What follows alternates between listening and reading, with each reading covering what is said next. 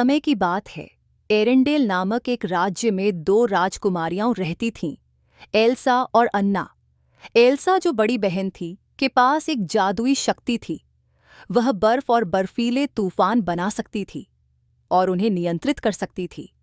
हालांकि बचपन में उसने गलती से अपनी जादुई शक्ति से अन्ना को चोट पहुंचा दी और उनके माता-पिता, राजा और रानी ने दोनों लड़कियों और राज्य की सुरक्षा के लिए एल्सा की शक्तियों को गुप्त रखने का फैसला किया। अन्ना की सुरक्षा सुनिश्चित करने के लिए राजा और रानी उसे पहाड़ों में रहने वाले जादुई ट्रोल्स के पास ले गए, जिन्होंने उसे ठीक किया, लेकिन उसकी यादों से एल्सा की जादुई शक्तियों को मिटा दिया। नतीजतन एल्सा डर के मारे खुद को बाकी सभी से, यहां तक कि अपनी बहन से भी दूर रखने लगी। महल के दरवाजे बंद कर दिए गए और बहनें एक दूसरे से दूर हो गईं। अन्ना अकेली और उलझन में थी कि उसकी बहन ने उससे दूरी क्यों बना ली है।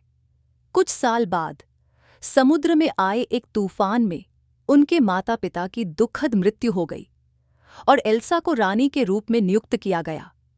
उसके राज्याभिषेक के दिन सालों बाद पहली बार महल के दरवाजे खोले गए और एरेंडेल के लोग अपनी नई रानी को देखने के लिए उत्साहित थे। अन्ना इस बात से बहुत खुश थी कि उसे नए लोगों से मिलने और अपनी बहन से फिर से जुड़ने का मौका मिलेगा। राज्याभिषेक समारोह के दौरान अन्ना की मुलाकात साउदर्न आइल्स से आए एक आकर्षक राजकुमार हैंस से हुई। वे जल्दी ही एक दूसरे को पसंद करने लगे और शादी करने का फैसला किया और उन्होंने एल्सा से उनकी शादी के लिए अनुमति मांगी। लेकिन एल्सा ने शादी की अनुमति देने से इनकार कर दिया, यह कहते हुए कि उनकी मुलाकात अभी-अभी हुई है। इस बात पर बहनों के बीच झगड़ा हो गया और इसी दौरान एल्सा की भावनाएं बेकाबू हो गईं और उसकी बर्फीली शक्तियां सभी के सामने प्रकट हो गईं। अपनी शक्तियों और लोगों की प्रतिक्रिया से डरकर एल्सा उत्तर के पर्वतों की ओर भाग गई और अनजाने में एरेंडेल को एक शाश्वत सर्दी में ढकेल दिया। वहां उसने अपने लिए एक बर्फ का महल बनाया और अपनी शक्तियों को अपनाते हुए अकेले रहने का फैसला किया ताकि वह आज़ाद हो सके। अन्ना अपनी बहन को खोजने और वापस लाने के लिए दृढ़ निश्चय के साथ उत्तर पर्वतों की यात्रा पर निकल पड़ी। रास्ते में उसकी मुलाकात क्रिस्टोफ नामक एक बर्फ काटने वाले से हुई, जिसका वफादार 12 सिंगा स्वेन भी उसके साथ था। उन्होंने ओलाफ नामक एक जादुई स्नोमैन से भी मुलाकात की, जिसे एल्सा ने अनजाने में बनाया था और जिसका सपना था कि वह गर्मी का मौसम देखे। जब अन्ना अंततः बर्फ के महल में एल्सा तक पहुंची, तो उसने उसे एरेंडेल वापस आने और सर्दी को खत्म करने के लिए मनाने की कोशिश की। हालांकि एल्सा अपनी बहन को फिर से चोट पहुंचाने के डर में थी और अनजाने में अपनी जादुई शक्ति से अन्ना के दिल पर वार कर दिया।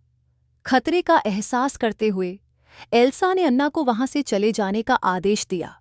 क्रिस्टोफ अन्ना को ट्रोल्स के पास ले गया, यह उम्मीद करते हुए कि वे उसे ठीक कर देंगे। ट्रोलों के बुजुर्ग पैबी ने बताया कि केवल सच्चे प्यार का कार्य ही अन्ना के जमे हुए दिल को पिघला सकता है। अन्ना को विश्वास था कि हैंस का चुंबन उसे बचा सकता है और क्रिस्टोफ ने उसे जल्दी से एरेंडेल वापस ले जाने का फैसला किया। इस बीच हैंस, जो गुप्त रूप से राज्य पर कब्जा करने की साजिश कर रहा था, ने एल्सा को ढूंढ लिया और उसे एरेंडेल वापस लाकर कैद कर दिया।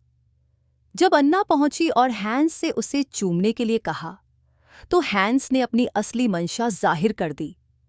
वह अन्ना से कभी प्यार नहीं करता था और केवल राज्य पर कब्जा करने के लिए उससे शादी करना चाहता था। उसने अन्ना को जमने के लिए अकेला छोड़ दिया और सिंहासन पर अपना दावा मजबूत करने के लिए एल्सा को मारने के लिए चल पड़ा। जब एल्सा कैद से भाग निकली, तो एक भयंकर तूफान शुरू हो गया, जो उसके भीतर के डर और दुख को दर्शा रहा था। क्रिस्टोफ, जिसने अन्ना के प्रति अपनी सच्ची भावनाओं को महसूस किया, उसे बचाने के लिए वापस दौड़ा। तूफान की अराजकता के बीच अन्ना ने देखा कि हैंस एल्सा पर अपनी तलवार से वार करने वाला है। सच्चे प्यार के कार्य के रूप में अन्ना ने खुद को हैंस और एल्सा के बीच फेंक दिया, अपनी बहन को बचाते हुए खुद बर्फ में जम गई। एल्सा, जो दिल टूट चुकी थी, ने अपनी जमी हुई बहन को गले से लगा लिया और जैसे ही उसके आंसू बहे, अन्ना पिघलने लगी। एल्सा को एहसास हुआ कि प्रेम ही वह कुंजी है जिससे वह अपनी शक्तियों को नियंत्रित कर सकती है। उसने सर्दी खत्म कर दी और एरेंडेल में फिर से गर्मी का मौसम आ गया। हैंस को गिरफ्तार कर लिया गया और साउदर्न आइल्स वापस भेज दिया गया और एल्सा ने फिर से रानी के रूप में अपना स्थान ले लिया। इस बार महल के दरवाजे हमेशा खुले रखे गए और बहनों के बीच एक मजबूत बंधन के साथ। कहानी का अंत एरेंडेल के लोगों की खुशी के साथ हुआ, जो अपनी प्यारी रानी और बहनों के बीच बने नए बंधन का जश्न मना रहे थे, जिन्होंने यह सीख लिया था कि सच्चा प्यार ही सबसे बड़ी जादुई शक्ति है।